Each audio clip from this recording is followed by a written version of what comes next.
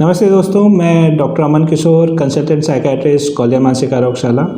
आज मैं जो एक मुख्य मानसिक परेशानी जो कि सुसाइड, उसके बारे में डिस्कस करना चाहता हूँ। यह आत्महत्या। मुख्यतः आत्महत्या लोग इस तरह से देखते हैं कि व्यक्ति परेशान था इसलिए उसने आत्महत्या कर ली। और आत्महत्या जो हम डेफिनेशन वाइज कहते हैं, अगर हम उसको संधि विच्छेद भी करते हैं, आत्म की हत्या मतलब खुद की हत्या करना।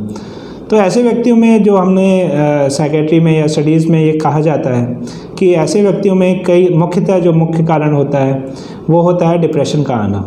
तो डिप्रेशन के लक्षण अगर हम टाइम से आइडेंटिफाई कर पाते हैं तो ऐसे व्यक्तियों को हम बचाने में बहुत अच्छे तरीके से सक्षम हो पाते हैं। उसका अगर इलाज सही तरीके से हो तो हम अपनी एक बड़ी पॉपुलेशन को बचा सकते हैं जो सुसाइड के कारण अपने आप को खो देती हैं।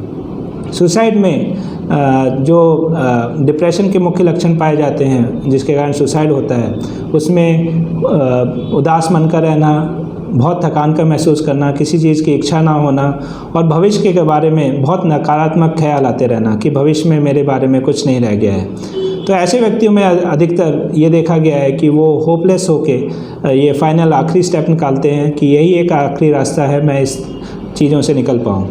तो ऐसे व्यक्तियों में 80% अगर देखा जाए जो सुसाइड होते हैं उनमें डिप्रेशन के लक्षण पाए जाते हैं। दूसरे जो अन्य कारण होते हैं सुसाइड में अटेम्प्ट करने के, उसमें मुख्य एक ग्रह क्लेह है जिसमें पर्टिकुलरली फीमेल्स में जो प्रताड़ना दी जाती है उसके कारण वो सुसाइड करते हैं। और उसमें भी कई बार डिप्रेसिव लक्षण होते हैं जो हम आइडेंटिफाई नहीं कर पाते। कुछ एक स्पेशल पॉपुलेशन है जैसे कि बच्चों में सुसाइड का होना आजकल बहुत कॉमन हो गया है। दूसरा किसानों में अधिकतर देखा गया है कि आजकल सुसाइड जो कर रहे हैं उसमें कई बार जो किसानों की अगर बात की जाए तो आर्थिक तंगी से परेशान होकर कई बार वो सुसाइड करते हैं।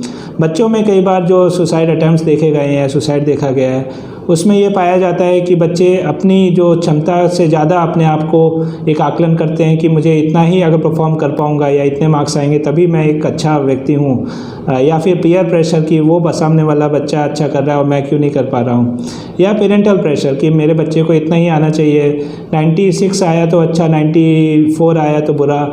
इस तरह के जो आकलन करते हैं उसके कारण कई बार प्रेशर में आके बच्चे सुसाइड करते हैं।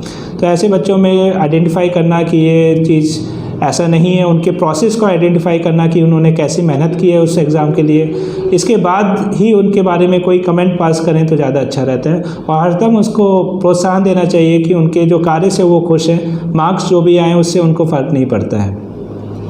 फिर सुसाइड में जो हम कॉमनली कैसे आइडेंटिफाई करें कि सुसाइड क्या व्यक्ति सुसाइड कर सकता है, तो यह यदि एक व्यक्ति ने कभी लाइफ में सुसाइड किया है तो डेफिनेटली वो आगे भी सुसाइड कर सकता है। तो उसको हम लोगों का हाई रिस्क कैटेगरी में रखना ही पड़ता है। कोई व्यक्ति अगर कह रहा है अपने बारे में कि मैं इस संसार से दूर जाना चाहता हूँ और संसार या फिर मरने के बाद की लाइफ क्या होगी इस बारे में अक्सर बातें करने लग जाए, और साथ ही साथ अपने सारे जो भी ड्यूज़ हैं जैसे कि वसीयत बनाना, लोगों से थैंक यू या सॉरी बोलना कि मैंने आपके साथ गलत किया है या आपने मेरे साथ अच्छा किया उसके लिए धन्यवाद, ऐसी तरीके की अक्सर बातें बढ़ जाना ऐसे समय में, तो ऐसे व्यक्तियों में अक्सर सुसाइड की प्रवृत्ति को दूरना बहुत आवश्यक हो जाता है। तीसरी बात, जब हम बात करते हैं कि अगर किसी तरीके के फैमिली में हिस्ट्री रही हो कि फैमिली में अगर किसी ने सुसाइड किया हो या फैमिली में किसी को मानसिक रोग के लक्षण रहे हों तो ऐसे व्यक्तियों में भी रिस्क ज़्यादा रहता है। फिर जेंडर डिफरेंसेस भी हैं जिसमें कि मेल में जो रहता है कि सुसाइड कंप्लीशन, कोई अटेम्प्ट कर रहा है तो इतना गंभीर करेगा कि वो उसको सुसाइड कंप्लीट कर लेगा और उसकी डेथ हो जाएगी, वो रेशियो ज़्यादा होता है बजाय फीमेल के। फीमेल में अटेम्प्ट्स का रेशियो ज़्यादा रहता है, वो ज़्यादा अटेम्प्ट करते हैं लेकिन वो कंप्लीट पूरी तरह से कई बार नहीं कर पाते हैं। तो इस तरीके से हमें रिस्क आइडेंटिफाई भी करना चाहिए कि मेल आया है तो हाई रिस्क है कि डेफिनेटली ये सुसाइड जो भी करेगा उसमें उसकी जान जाने का खतरा बढ़ जाता है। ऐसे व्यक्तियों में जिन्होंने सुसाइड अटेम्प्ट किया है और वो बच गए हैं, इन व्यक्तियों का खास तौर से ख्याल रखना भी बहुत ज़रूरी है। ऐसे व्यक्ति जो कि सुसाइड करके मेडिकली स्टेबल हुए हैं उनको डेफिनेटली वॉच में रखना बहुत ज़रूरी है। 24 आवर कोई ना कोई व्यक्ति साथ में हो जो कि उनकी देखभाल कर पाए, और ऐसे में अगर उनको दोबारा विचार हो पाए तो कोई ना कोई व्यक्ति उनको बचा पाए।